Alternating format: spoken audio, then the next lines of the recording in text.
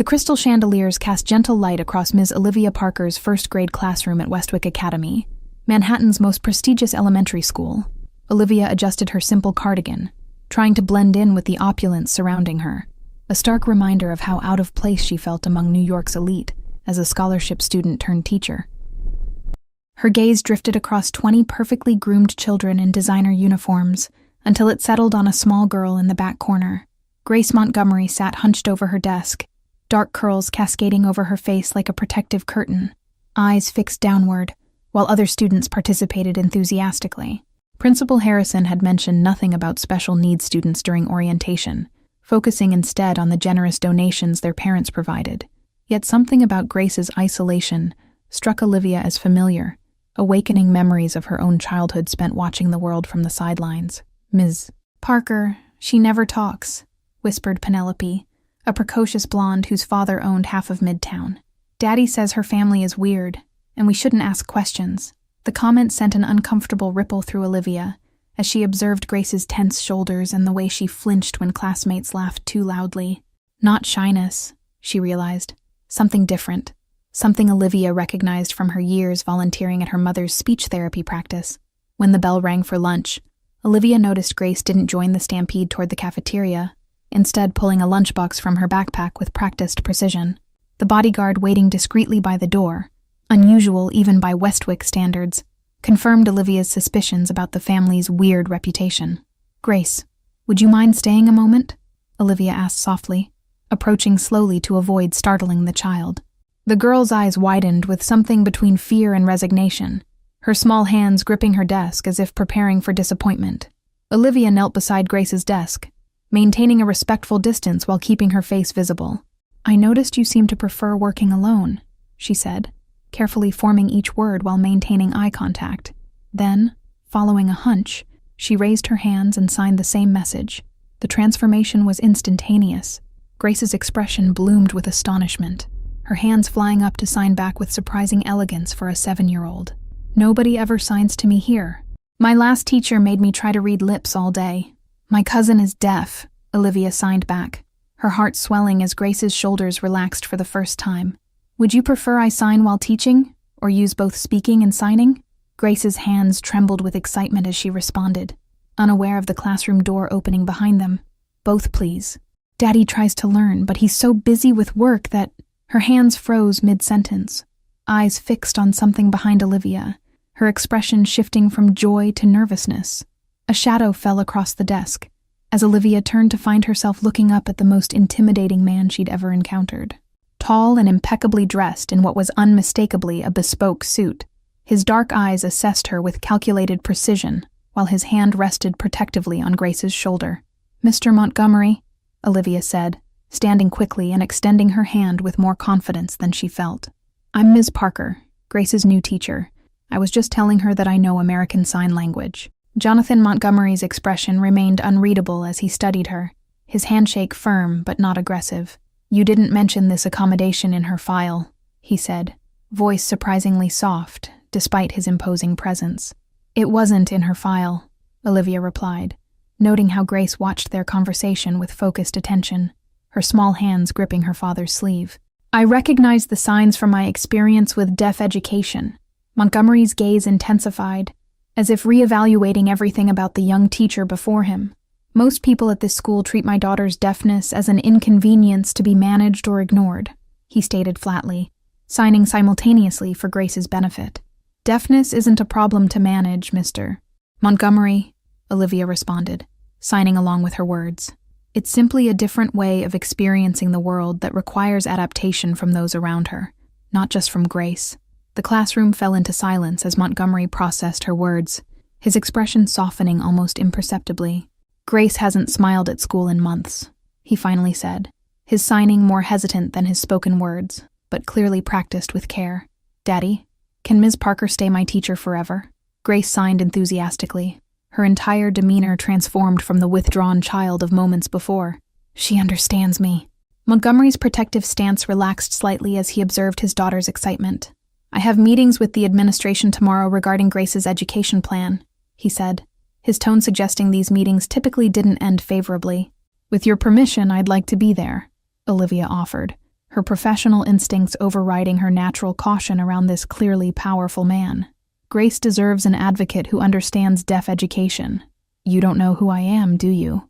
Montgomery asked, a strange mix of surprise and something like respect crossing his features. Most people in Manhattan recognize the name immediately. "Should I?" Olivia asked honestly, momentarily confused by the question. "I'm new to Westwick. Just graduated from NYU's teaching program last spring." Jonathan Montgomery studied her with renewed interest before checking his watch. "My driver will bring Grace home today," he said, handing Olivia a business card, with only a phone number embossed in silver. "Call this number tonight. We have much to discuss about my daughter's education." That evening, Olivia paced her small apartment in Astoria, the business card burning a hole in her pocket as she debated the wisdom of calling. Her roommate, Jenny, had nearly choked on her coffee when Olivia mentioned the Montgomery name casually over dinner. "Are you insane?" Jenny hissed, pulling up a news article on her phone showing Jonathan Montgomery exiting a courthouse. "He's practically royalty in the criminal underworld. Real estate, nightclubs, shipping. Legitimate on paper, but everyone knows better." Olivia's stomach dropped as she scrolled through more articles. Rumors of connections to organized crime, charges mysteriously dropped, competitors who suddenly abandoned projects after discussions with Montgomery representatives. The polished businessman who'd stood in her classroom seemed worlds away from these allegations. Yet Grace's hopeful face kept appearing in her mind, a child caught between worlds, isolated by both her disability and her father's reputation.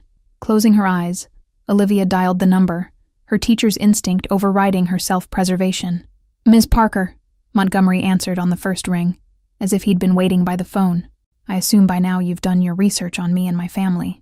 "I have," she admitted, refusing to play games. "But my concern is for Grace, not your business dealings." A long pause stretched between them before Montgomery spoke again, his voice softer.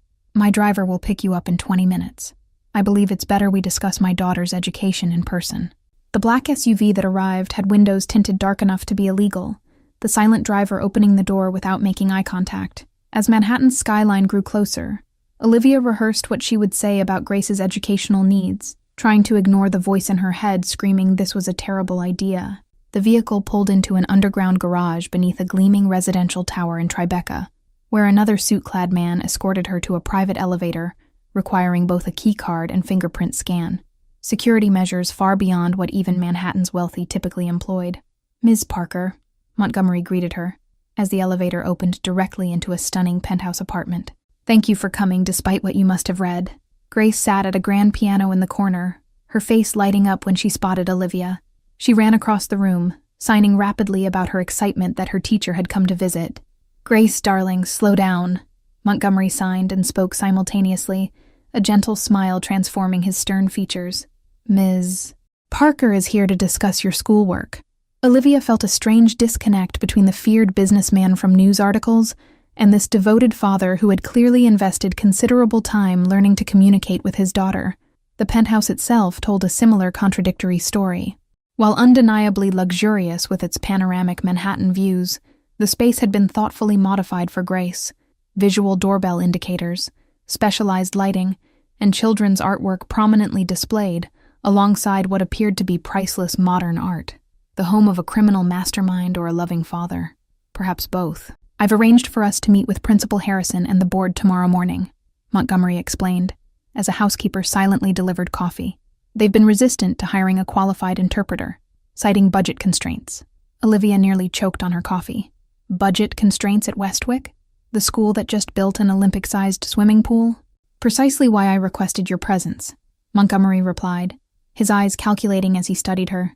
"They seem more responsive to outside educators than to my requests."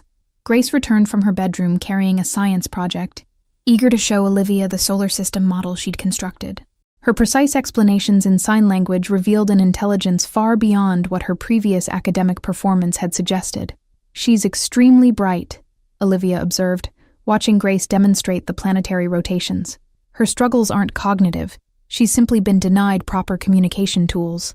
Montgomery's jaw tightened, a flash of something dangerous crossing his features. "Her mother was deaf as well.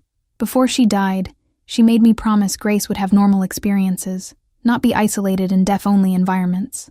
Is that why you chose Westwick instead of schools with established deaf programs? Olivia asked, understanding dawning. You're trying to honor her mother's wishes.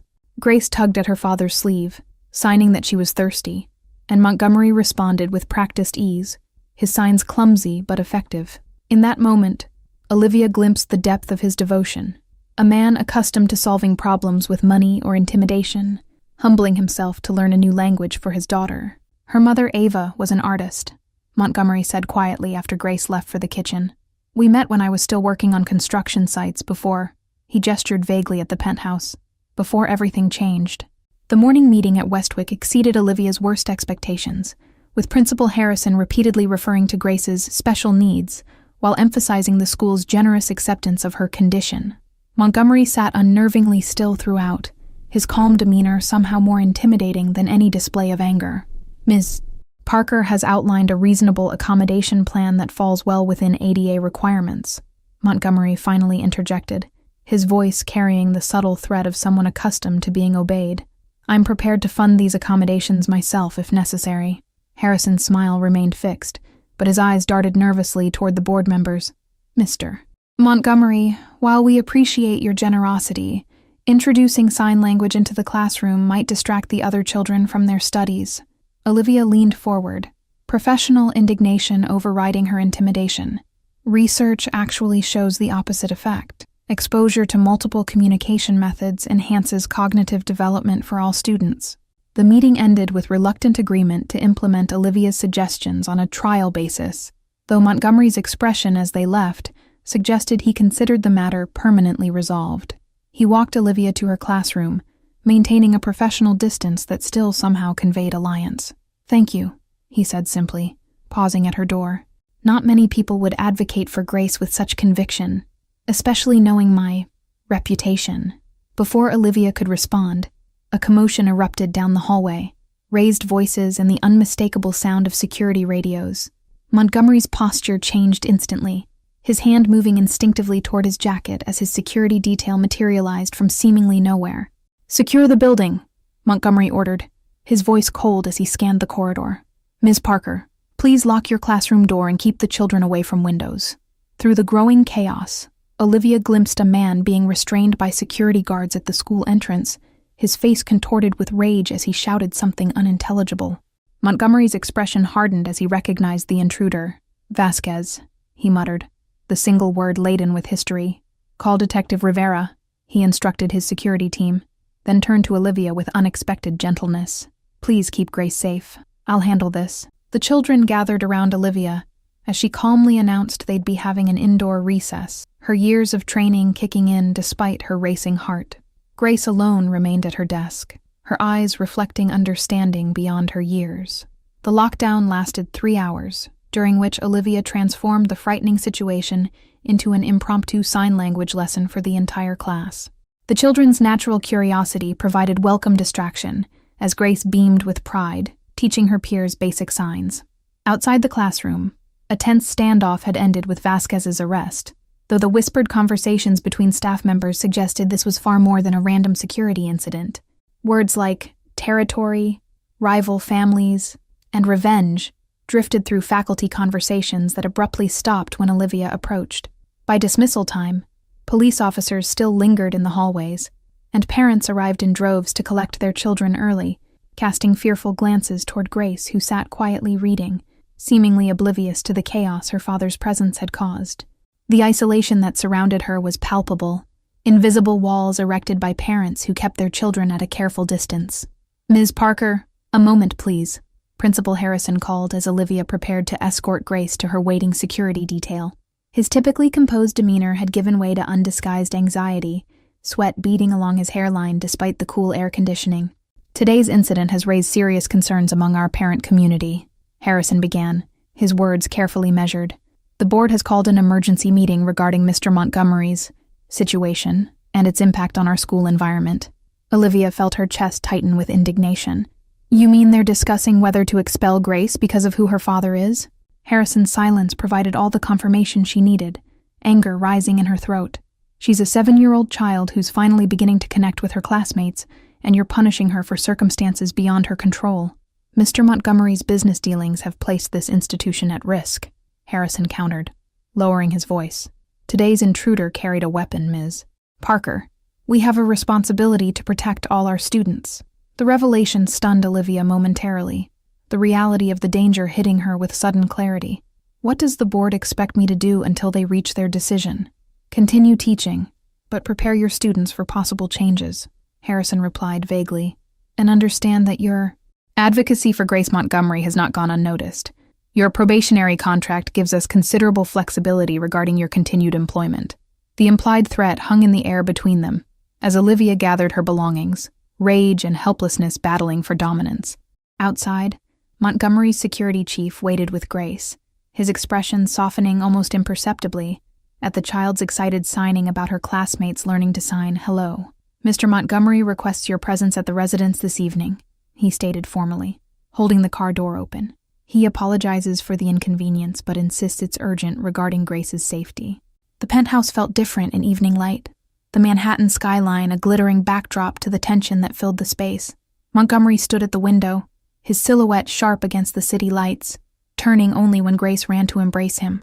I've arranged for Grace to stay with her aunt in Connecticut until this situation resolves, he explained once his daughter had been settled with a movie in her bedroom. The school board has made their position quite clear, despite my financial contributions. They can't simply expel her because of who you are, Olivia protested, pacing the expansive living room. There are laws protecting students from discrimination. Montgomery's laugh held no humor. Laws apply differently to people like me, Ms. Parker.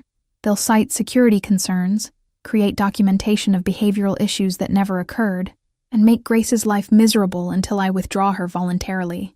The bitter truth of his words settled between them, as Olivia sank onto the leather sofa, the magnitude of institutional injustice weighing heavily on her shoulders. What about other schools? Private academies with deaf education programs?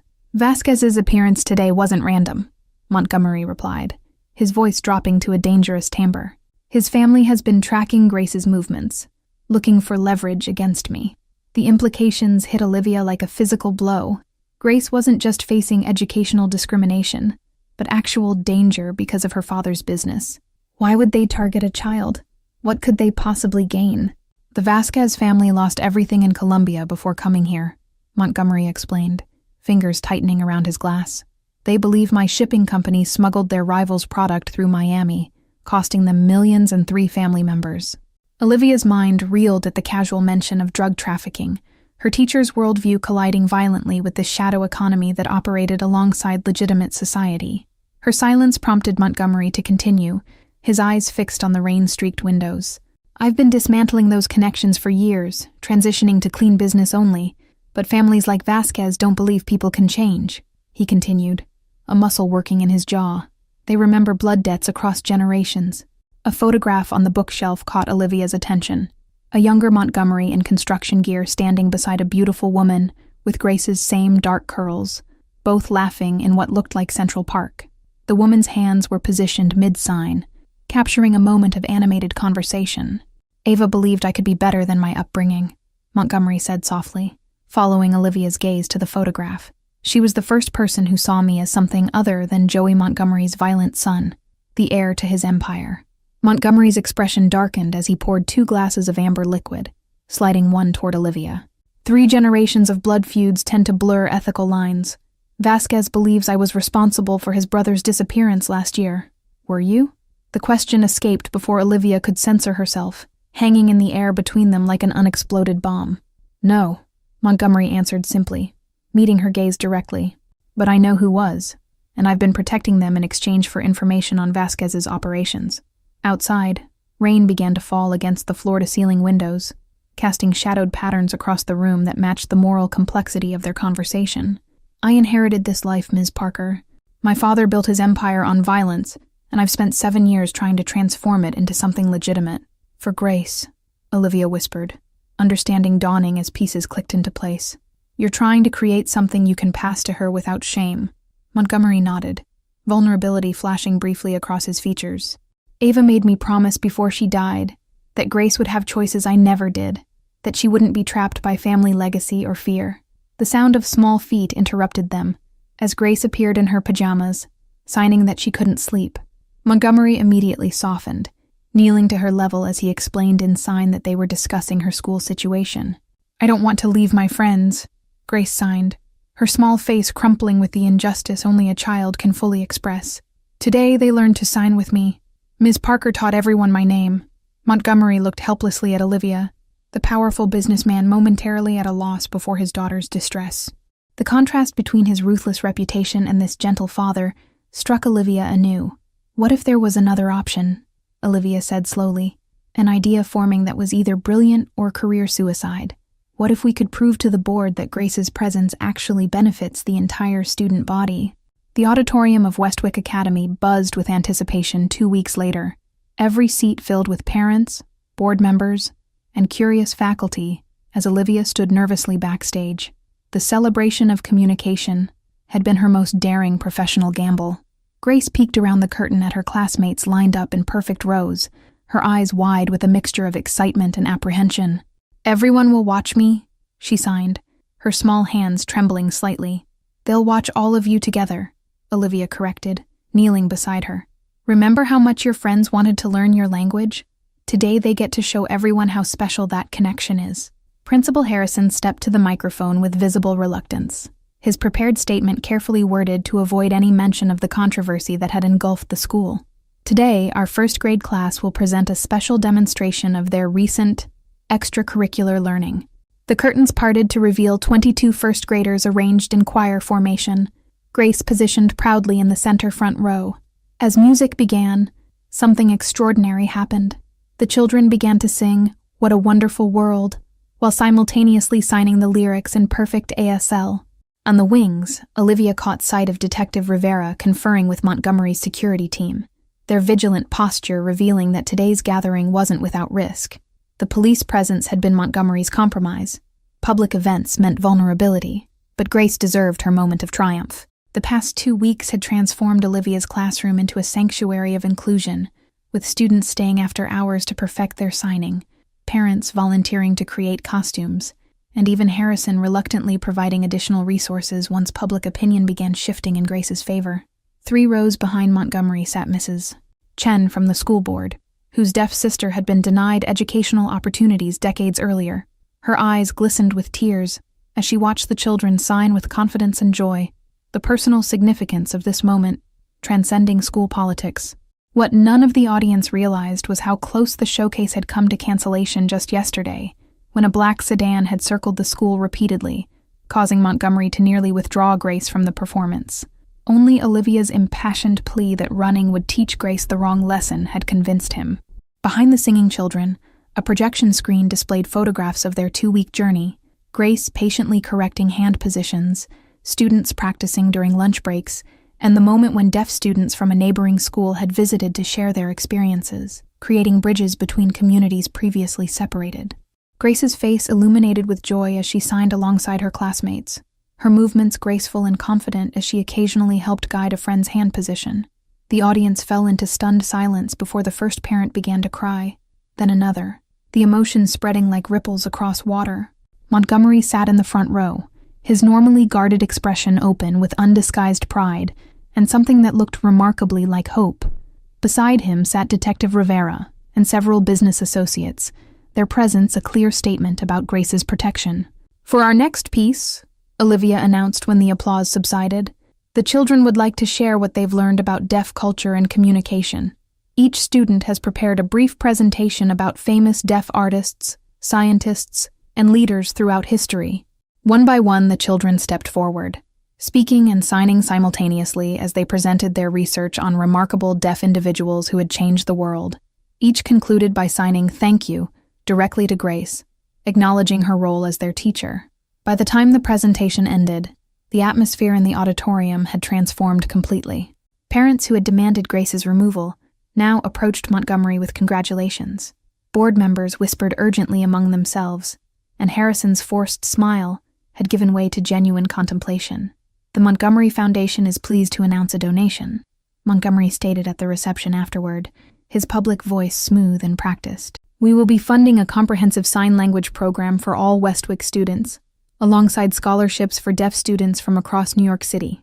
The announcement sent ripples of excitement through the crowd, Though Olivia noted the calculating expressions on several board members' faces, the financial benefits of Montgomery's continued patronage clearly outweighing their previous concerns. Principles, it seemed, were negotiable when significant donations were involved. Grace tugged at Olivia's hand later that evening as they stood in the empty auditorium, the child's expression serious as she signed, "My father says you risked your job for me. Why would you do that?" "Because everyone deserves to be heard," Olivia signed back, her heart full as she watched Grace process this simple truth. "And sometimes we need to help others listen." 1 year later, Olivia stood nervously in the newly renovated Montgomery Learning Center, formerly the East Wing of Westwick Academy, now transformed into Manhattan's premier inclusive education facility.